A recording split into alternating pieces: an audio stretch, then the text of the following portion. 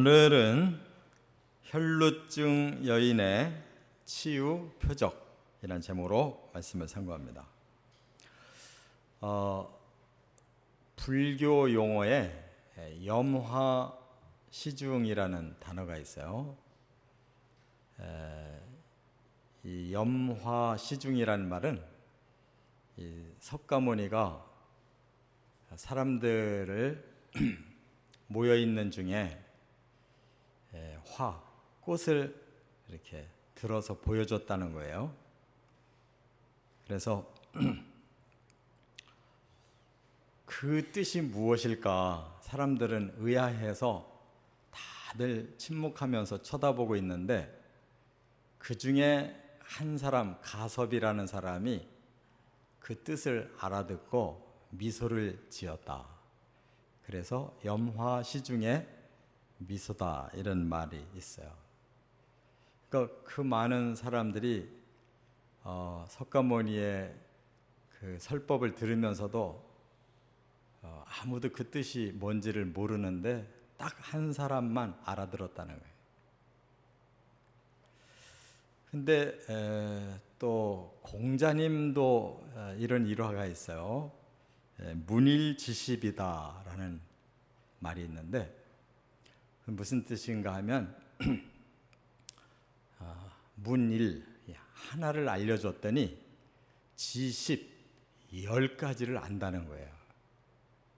그러니까 가르치는 공자님 입장에서는 그런 사람 하나 만나면 너무너무 기쁜 거예요. 그런 일화가 있다는 거예요. 우리 보통 사람들도 그런 얘기 하잖아요. 이심전심. 그렇죠? 서로 말 안 해도 마음으로 안다는 거예요. 그런 관계가 돼야 돼요. 제가 왜 이런 얘기를 쭉 나누냐면 그거보다도 더 심오한 그런 내용이 성경에 나오는 거예요. 그건 더 심오해요. 그래서 뭐 다른 종교가 들으면 섭섭할런지 모르지만 저는 우리 기독교 목사로서 바로 하나님의 말씀 성경이 훨씬 심오한 얘기가 있는데 그걸 딱 표현하는 단어를 오늘 제가 제목에 썼어요. 그 뭐냐면 표적이라는 거예요. 표적. 한자로는 이 겉표자에 자취적자를 써요. 근데 그 한자만 가지고는 알아듣기가 힘들어요.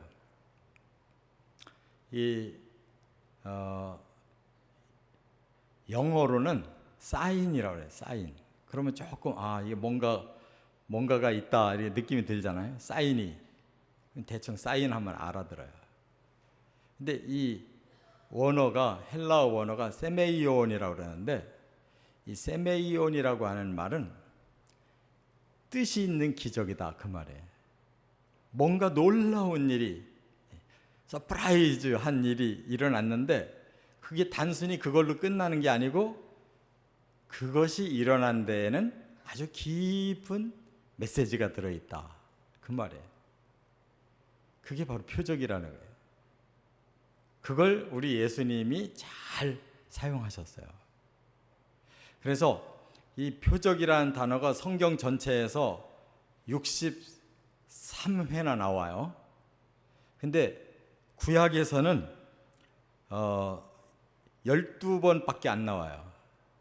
다 신약에 있어요, 대부분. 그런데 대부분이 또 복음서에 있어요. 그리고 요한복음에만 17번이나 나와요. 요한복음을 읽어보면 벌써 2장에 예수님께서 잔치집에서 물 가지고 포도주 만들고 첫 번째 표적이었다. 그 뒤에 내려가면 또 가나에서 왕의 신하의 아들을 고쳐줬고 두 번째 표적을 일으키셨다. 이렇게 하나하나 짚어 넘어가요. 그런데 표적은 사실상 복음서 전체에 그냥 즐비하게 일어나고 있어요. 오늘 본문에 혈루증 여인을 치유하신 것도 표적이었어요. 그렇기 때문에 우리는 이 말씀을 듣고 단순하게 아우 나도 저런 불치병 고칠 수 있겠구나, 아유 나도 좀 병 좀 고쳐야 되겠네, 이렇게만 단순히 받아들이면 그냥 메시지를 모르는 거예요. 예수님이 이 말씀과 이 기적을 행하신 배후에 아주 중요한 메시지가 있다, 그 말이에요. 그것을 알아듣는 저와 여러분 되시기를 바랍니다. 그래서 사실 요 내용은 다른 사건의 중간에 잠깐 끼어 있어요. 그럼 다른 사건이 뭐냐? 바로 회당장의 딸, 야이로라고 하는 회당장의 딸이 죽어가고 있었다는 거예요. 그래서 이 사람이 회당장인데도 불구하고 예수님께 와서 무릎 꿇고 내 딸 좀 살려달라고 이렇게 간구할 때 예수님이 선뜻 그 집을 따라 나서요. 그런데 중간에 이미 딸이 죽었으니 이제 선생님한테 그만 놔주십시오. 그래도 예수님이 아니다, 내가 가야 되겠다 하고 그 집까지 가시는 거예요. 그런데 그 중간에 사람들이 막 궁금하니까 같이 몰려가고 있는데 한 여자가 거기 나타난 거예요. 그 군중을 헤집고 예수님께 가까이 가서 겨우 예수님 옷자락 끝을 만졌다는 거예요. 근데 이 여인에게 놀라운 기적이 일어났다. 왜? 자기가 혈루병을 12년 동안 앓고 있어서 온갖 방법으로 그걸 고쳐보려고 애썼지만 결국 고치지를 못했다. 돈만 다 없앴다는 거예요. 그런데 이 여인이 예수님 소문 듣고 달려와서 그 치열한 틈바구니 속에 예수님 옷자락 붙잡고 바로 치료를 받았다네. 그런데 또 그걸로 끝나질 않아요. 예수님이 뒤를 돌아다 보시고 누구냐? 나를 만진 사람이 누구냐? 이 얼마나 놀라운 일입니까? 그리고 딸아, 네 믿음으로 네가 구원을 받았다. 뭐 부처님이 말씀한 거나 공자님이 말씀한 것도 좀 의미심장하지만 예수님의 말씀은 더 놀라운 차원에 뭐 한두 가지의 그런 뜻이 아니에요. 우리는 정말 예수님의 이 표적을 알아듣는 영안과 영적 귀가 열려지시고 주님 앞에 그 반응을 원하시는 그대로 드릴 수 있는 참된 신앙이 되시기를 바랍니다. 첫째, 이제 예수님이 원하신 첫째가 뭐냐 하는 25절부터 28절에 보면 예수님을 향한 믿음을 가지라는 거예요. 자, 28절 한번 같이 읽어보겠습니다. 이는 내가 그의 옷에만 손을 대어도 구원을 받으리라 생각함일러라. 이 12해 동안이나 혈루증을 앓고 있는 이 여인, 세상 방법 다 했는데 불가능했어요. 그러다가 예수님에 대한 소문을 들었고 이 여인의 마음에 그분은 나를 치료할 수 있을지도 모르겠다 하는 희망이 생겼고, 정작 예수님이 있는 그 현장에 가봤더니 너무너무 사람이 많고 예수님 중심으로 막 몰려가는 그 현장 속에 이 여자는 실망을 했어요. 내가 지금 피가 흐르고 있는데 저런 군중 속에 끼어들었다가 다시 피가 흐르면 나는 죽고 마는데 내가 정말 저 예수님 앞에 가서 뭔가 치료를 받을 수가 있을까? 실망이 돼서 돌아서려고 하다가 그 여인의 마음에 새로운 생각이 들어간 거예요. 내가 이래도 죽고 저래도 죽는다면 기왕이면 내가 예수님 앞에 내 목숨 맡기고 한번 믿음으로 예수님께 구해야 되겠다. 이것이 그 여인을 살리는 놀라운 시작점이었다 그 말이에요. 그 여인의 마음에 믿음이 있음으로써 구원이 출발됐다는 사실을 깨달아야 될 줄 믿습니다. 바로 우리의 마음이 중요한 거예요. 아무리 예수님이 인류를 구원할 모든 길을 열어놨어도 내 마음이 열리지 않으면 소용없는 거예요. 우리 마음이 예수님이 믿어지고 예수님께 내 운명을 걸어보고 싶은 이러한 믿음이 생기면 그 사람은 놀라운 구원의 세계가 열린다는 거예요. 그런데 예수님을 만날 도리가 없어요. 보통 정상적인 관계라면 예수님 앞에 찾아가서 제가 이러고 저러한데 예수님 저에게 안수를 해주시든지 저를 좀 고쳐주십시오 했을 거 아니에요. 그럴 상황이 아니에요. 그래서 그 여인은 목숨 걸고 예수님 앞에 가까이 가서 옷자락이라도 붙잡자. 그러면 나을 거야 라는 믿음이 생겼다는 거예요.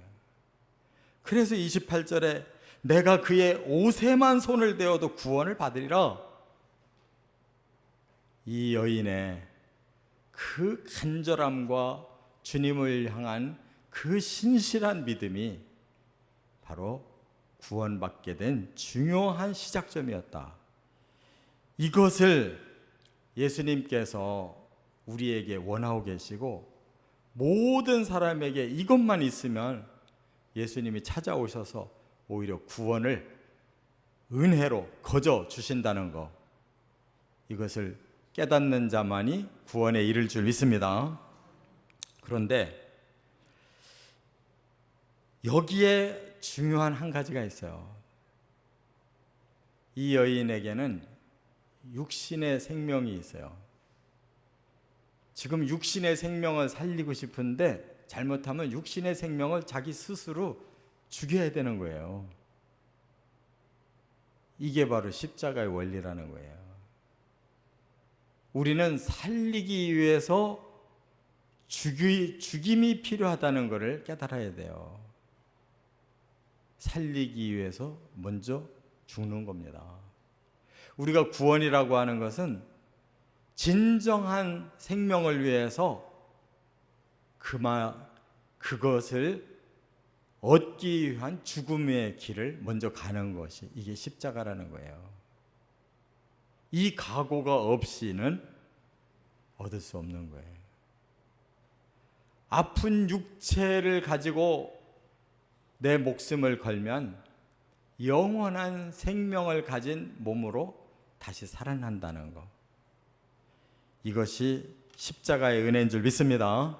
우리가 이 믿음을 위해서 이 땅의 것을 내놓을 수 있는 각오가 돼 있어야 천국에서 영원한 그 생명을 얻는 것입니다. 이 땅의 것을 내려놓지 못하면 천국의 생명은 불가능한 거예요.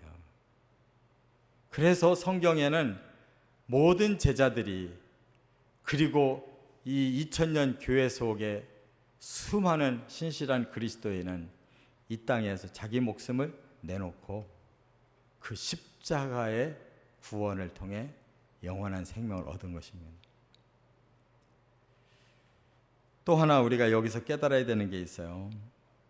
바로 이 여인처럼 우리에게 이 말씀이 남아있는 목적이 뭐냐? 너희도 이 혈루증 여인과 같이 바로 그 믿음으로 나를 따르라, 이런 말씀이에요. 그래서 요한복음 20장 31절에 이런 말씀이 있어요. 오직 이것을 기록함은 너희로 예수께서 하나님의 아들 그리스도이심을 믿게 하려 하며 또 너희로 믿고 그 이름을 힘입어 생명을 얻게 하려 함이니라. 왜 성경에 이 말씀을 기록하고 우리에게 남겨주셨느냐? 너도 이와 같이 믿어야 된다는 거예요. 목숨 걸고 믿어야 된다는 거예요. 그래야 바로 예수님을 통해서 진정한 생명을 네가 얻는다. 이게 오늘 우리들에게 주시는 표적 메시지인 줄 깨달으시 바랍니다. 저와 여러분의 믿음을 우리에게 요구하고 계시는 거예요. 두 번째, 29절과 30절을 보면 예수님 또 하나 말씀하고자 하는 게 뭐냐? 예수님의 치유 능력을 알아야 된다는 거예요. 치유 능력이 중요해요. 한번 30절 같이 읽겠습니다. 예수께서 그 능력이 자기에게서 나간 줄을 곧 스스로 아시고 무리 가운데서 돌이켜 말씀하시되 누가 내 옷에 손을 대었느냐 하시니. 예수님께서 지금 많은 군중에 쌓여서 가고 계시는데 예수님이 얼마나 촉각이 발달하셨는지는 몰라도 누군가가 자기에게 손이 닿기에 예수님의 능력이 지금 빠져나갔다라는 것을 느끼셨다는 거예요. 그래서 돌아서서 그 군중들을 향해서 물어보신 거예요. 누가 내 옷에 손댔냐? 여러분, 촉각이 이렇게 발달할 수가 있어요? 물론 좀 예민한 사람들은 그냥 누가 좀 옷자락만 좀 잡아당겨도 좀 느낌이 오는 사람이 있는데, 그건 그냥 주변에 다른 방해 조건이 없을 때나 좀 느낄 수 있는 거지, 이처럼 사람들이 막 서로 밀쳐서 예수님 가까이 따라가려고 하는 상황에 누가 옷자락을 잡아당겼는지 만졌는지를 어떻게 알겠어요? 이것은 바로 예수님만이 가지신 특별한 영적 능력이었기 때문입니다. 그렇다고 해도 굳이 그거를 왜 그렇게 지금 상황이 그렇게 분주한데 그거를 돌아서서 물으시냐 그 말이에요. 여기에 중요한 몇 가지 뜻을 예수님이 가르쳐 주시려고 하는 거예요. 먼저는 이 여인을 향해서 너의 그 믿음대로 네가 체험했다 하는 거 선언하시는 말씀이에요. 그 여인은 몰래 지금 만졌어요. 아무도 모르게 그냥 목숨 걸고 달려들어서 죽기 살기로 한번 해보자고 간신히 예수님 옆으로 와가지고 옷자락을 살짝 만졌어요.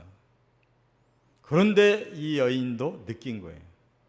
자기의 피가 멈추는구나 하는 걸 그 순간 느낀 거예요.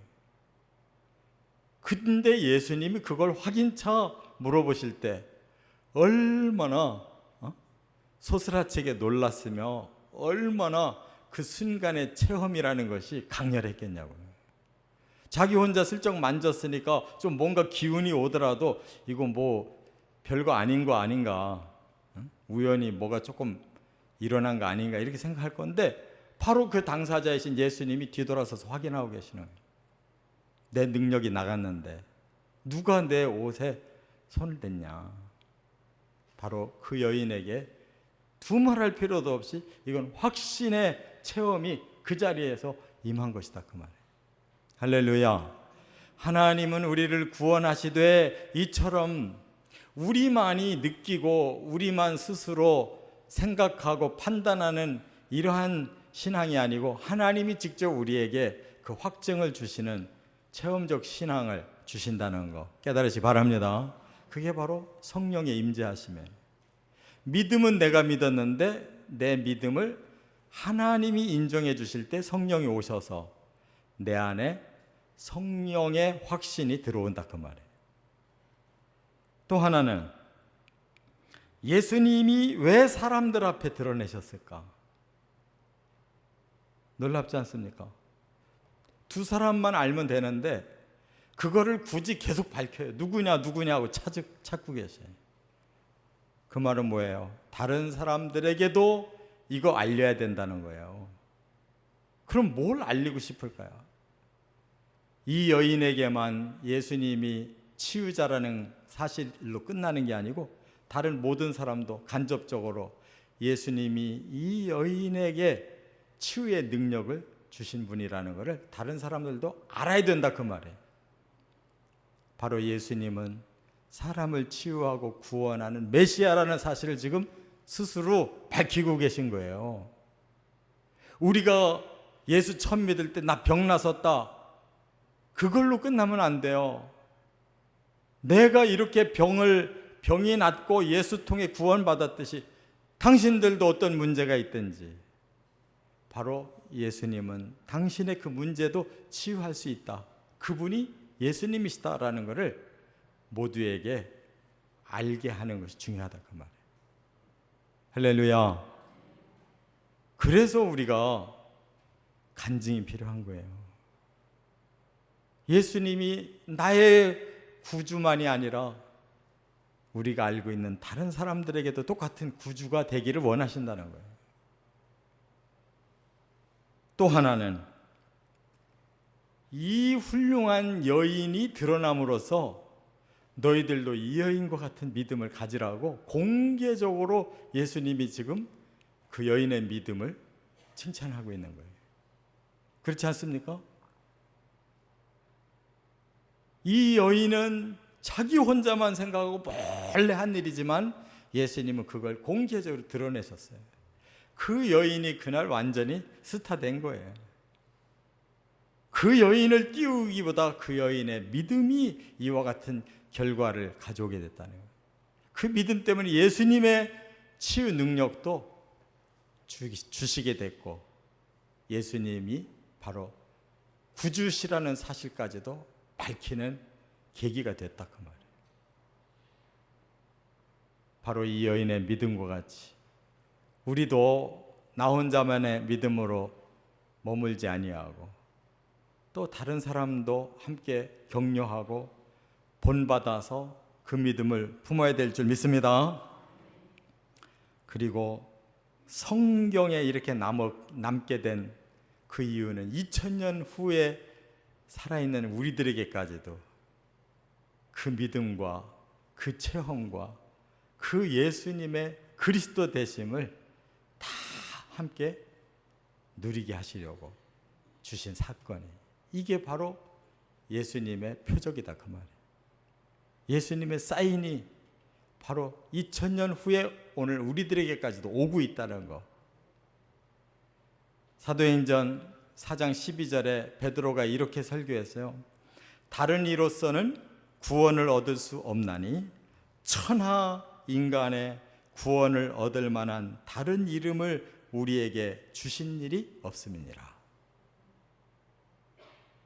정말 얼마나 위대한 선포입니까? 베드로가 알면 얼마나 알겠다고 그런 말을 어떻게 감히 할 수 있어요? 근데 그는 자기 지식을 한 게 아니에요. 예수님을 만났고 예수님이 주신 그 진리를 그가 완전히 깨달았기에 이렇게 담대하게 얘기한 거예요. 오늘 우리도 예수님을 체험했다면, 예수님이 나의 구주라는 사실을 우리가 확실히 믿는다면 오늘 우리도 베드로와 같이 하나님은 우리를 구원할 다른 이름을 주신 적이 없습니다. 천하 만민이 오직 구원을 얻기 위해서는 예수 그리스도를 믿는 이 외에 다른 길이 없습니다라고 선언할 수 있어야 될 줄 믿습니다. 끝으로 세 번째, 31절부터 34절까지 또 하나 예수님의 그 표적, 뭘 우리에게 원하실까? 예수님의 구원 선포를 깨닫게 하시려고 했다는 거예요. 34절 한번 같이 읽어보겠습니다.